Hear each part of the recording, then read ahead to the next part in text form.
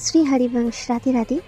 সকলের কাছে ক্ষমা চেয়ে নিচ্ছি, কারণ আমার ভিডিওগুলো আমি সময় মতো সকলের সাথে ভাগ করতে পারিনি কিছু ব্যক্তিগত অনুষ্ঠানের জন্য। যাই হোক, বৃন্দাবনে আজকে আমাদের অন্তিম দিন ছিল এবং আমরা অন্তিম দিনটা যাপন করি গৌরীগোপাল আশ্রমে, যেখানে অনিরুদ্ধজি মহারাজজি আছেন।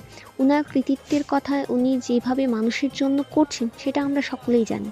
যেখানে বৃদ্ধ মায়েরা থাকেন এবং তাদের সুব্যবস্থাও সেখানে আছে। যাই হোক, সেখানে সকালবেলা ঠাকুরের দর্শন করার পর আমরা আবার চলে যাই ইস্কন মন্দিরের উদ্দেশ্যে, যেখানে কীর্তন হয়। এবং সত্যি বলতে ইস্কনে গেলে কারই মন চায় না নাচতে। বিশ্বাস রাখুন, সেখানের একটা আবহাওয়া আলাদা, আমাদের মনের ভাবগুলোও পরিবর্তন হয়ে যায়।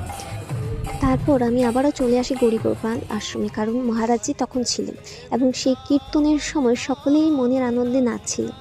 এবং সত্যি বলতে অনিরুদ্ধজি যেভাবে বৃদ্ধ মায়েদের জন্য করছেন, এবং বিশেষ করে আমি ওদের সাথে যেভাবে মিশতে পেরেছি, কথা বলতে পেরেছি সকল বৃদ্ধ মানুষের সাথে, আমার নিজেরই চোখে জল চলে আসে। এবং তাদের করুণ কাহিনী শুনে সত্যি খুব মনে দুঃখ এলো। তারপর চলে যাই গোশালাতে, যেখানে অনিরুদ্ধজির অনেক অনেক গোমাতারা আছে। যাই হোক, এভাবে আমাদের বৃন্দাবনের যাত্রা শেষ হয় এবং আমরা আমাদের হোটেলে এসে আবারও আরেক গন্তব্যের মুখর হই। রাধে রাধে।